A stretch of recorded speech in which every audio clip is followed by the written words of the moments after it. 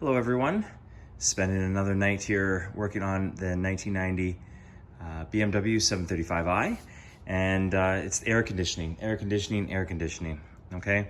So what I ended up doing, well actually I took it to a shop, and you know, sometimes it costs a lot of money to learn things, but anyways, for $250, the guy said that he recharged the system, air conditioning. Oh, everything's fine. I said, oh, you didn't test it for leaks? He says, oh no, I just changed these, I think they're called Schrader valves or whatever. And he says, yeah, charged up, no problem.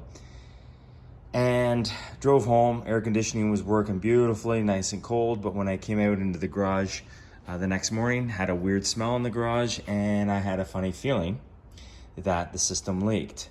So sure enough, it leaked, and I ended up running out of air conditioning on the way into work the following day. So it ended up that the system was upgraded, or the R12 was evacuated, and then they put in the new 135R or whatever it's called. But the problem is the original owner never changed the evaporator under the dash. So anyways, I didn't want to go back to the shop and pay the guy hundreds of dollars more to try and find the leak. So all I did is I took off the low pressure cap here. I hooked my compressor up. I jerry-rigged a hose to pressurize the system. I think I pressurized it, which I know is high, but up to about 80 PSI. And I went around and I sprayed all the joints, all the connections. But as soon as I got my head up underneath the dash, I could hear air leaking. And I think I did another video on that.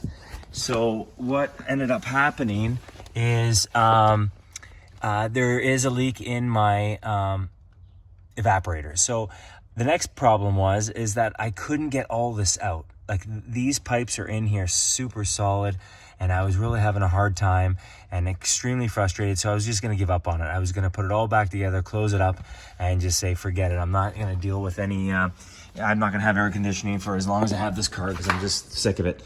Until Shogun on Beam Reforms sent me one link, and that was it. So I finally figured out how to do this. So this panel here is up against the firewall here. So that has to come off. And there's there's 5 of these little, I think 6mm bolts that you need to take off. And then there's these plastic nuts. You gotta be so careful.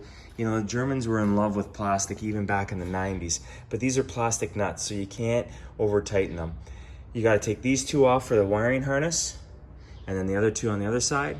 And then you gotta take off the 2 plastic nuts that hold the reservoir on, and then you push the reservoir out of the way. But when I got to this point, because I took this nut off, thinking that I could just slide the tubes forward, well, you can't, because there's another system in here that's bolted together that doesn't allow you to pull the pipes either in or out. So it's actually 3 systems here. Or if you want to say 5, there's the evaporator, then there's the valve that goes on the evaporator. I'm forgetting the name of that thing right now. It's a little square box. And then the pipes coming through the firewall connect into that. And then those pieces connect onto these 2. And then there's this piece that connects to the main system. So it's all that put together. And so what I need to do now is take this nut off, and then you'll see in here, so I don't think I have to take this off. I can get it down in here with an extension, but it's this plastic piece here that you have to pull back. And I don't know if I can see it down in there. Let's get the flashlight down in there. There we go. Okay, so there's another nut bolt assembly right down there. You can see it between the 2 tubes. I can't get my phone down there to take a look, but I'm going to assume as soon as I loosen that off, that those inner pieces will fall to the carpet, and I'll be able to pull it out through the passenger compartment, which then will give me the clearance to put in the new evaporator. So if you have an old BMW, anything older than 2000, you'll need to upgrade the system. And I put a new dryer on, because the actual old dryer, look at this. This is the original one but it says, specifically says right on here that it is for the old R12. So this dryer needed to be changed anyways, and it was actually not that hard to do. I'll just talk about it real quick here. So all I had to do to get to the dryer is, you got to be very careful with all these switches now. All the little clips break on them. Okay, so these are broken, but it doesn't matter. This little plastic nut comes off. Very carefully, just lift this whole assembly up. This is the windshield washers and pumps. All they do is they just literally slide in and out. It's just a rubber grommet that holds it in. You don't have to twist, unlock, nothing. It just pulls out. And same with the other one down at the bottom. But once again, be very careful, because the wires now are starting to get pretty brittle.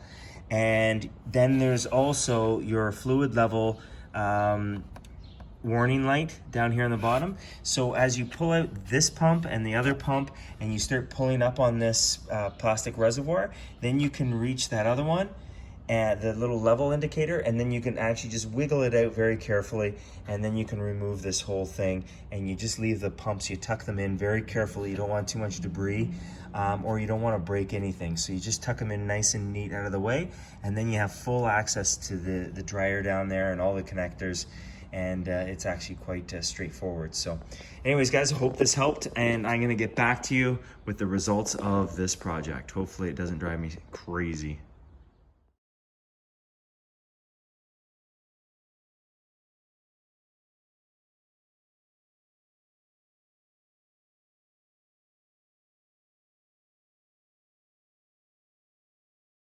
Okay, so I just wanted to add to this video.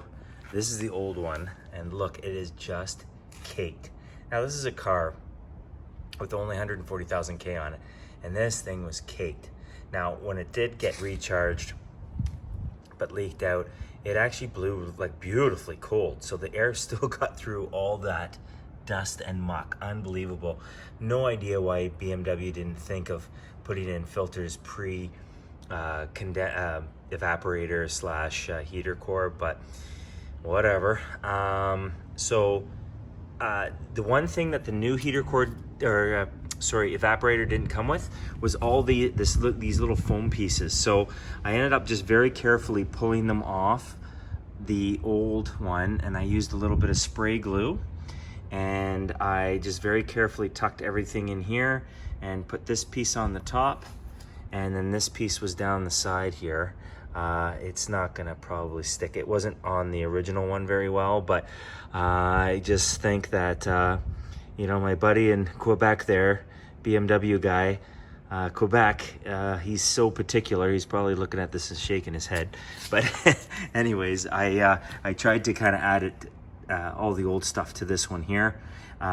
There was a lot of oil in the housing for this, so this thing had been leaking for quite a while. So I just got to figure out how to add oil back to the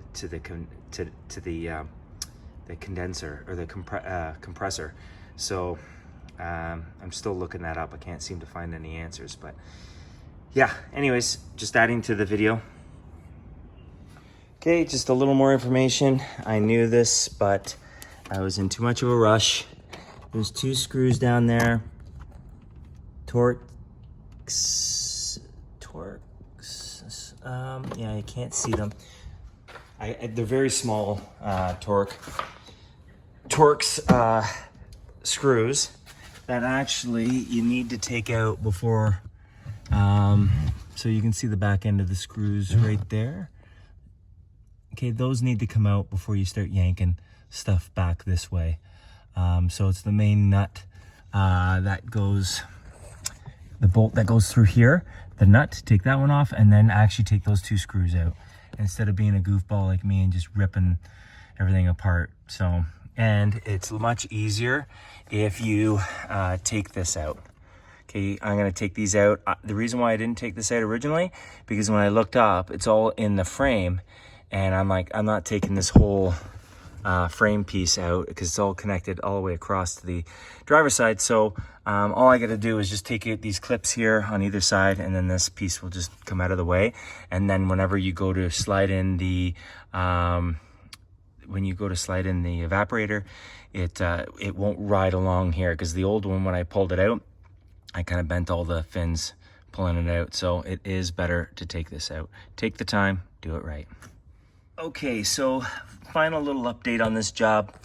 A little monkeying around, so just to kind of wrap this up and hopefully make your job, when you guys go to do this, a little bit easier.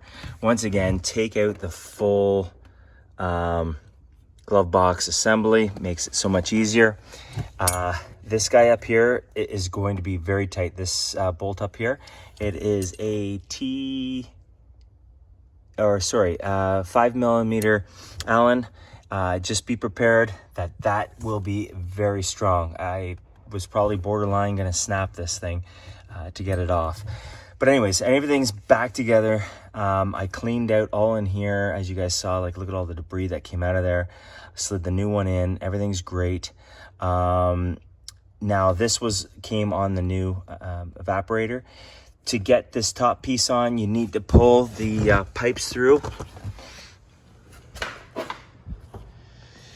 Okay, so you need to disconnect here and then pull these pipes out and around and allow everything to come this way in order to get that one little top piece on.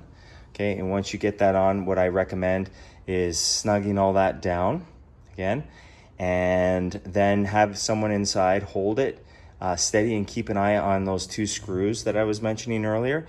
And those were a T15. And you'll need a couple extensions to get in there. And then you can tighten those down into that little the block that has the tubes in it. And then once you snug that down, then you can put the nut on, snug all that down, and then finally come in and put these 2 pieces back on, snug everything down, make sure the seals are good, and then you can put all these things back on, which is not a big deal. But just once again, be careful, because it's all plastic, and you can over tighten these things, and next thing you know, your coolant reservoir is hanging off, which is not good. So I think that's all I wanted to do for an update on this. If you guys have any questions, just like anything else, let me know. I still got to figure out how to add oil to the compressor or the condenser. Can't remember what the name is of that thing again. I'm just losing my mind here at this time of night. But you know what? Fingers crossed. I'm going to fire this thing up tomorrow, get the air compressor on it. I'm going to charge it up with some air again and check for leaks. But, you know, once again, fingers crossed. I've got this thing fixed. So I'll also give you guys a little bit of an update once I actually pressurize the system. All right, that's it for tonight. Okay, I am happy to announce that the air conditioning is working like a dream. New evaporator, everything. Taking your time, putting it all together. I got a little bit of a hint from a mechanic buddy that if you put just a touch of the oil that goes into these compressors, if you just take a touch of the oil, so I had like a cap full of that oil, that I just touched it on the all the O-rings, all the seal rings in the system. That when I took everything apart, there was those rubber gaskets.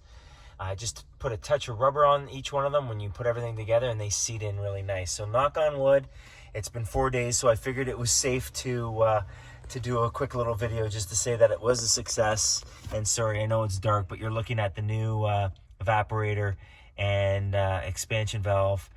And yeah, so now it's have the fun of putting all this stuff back together. All right, guys, take care.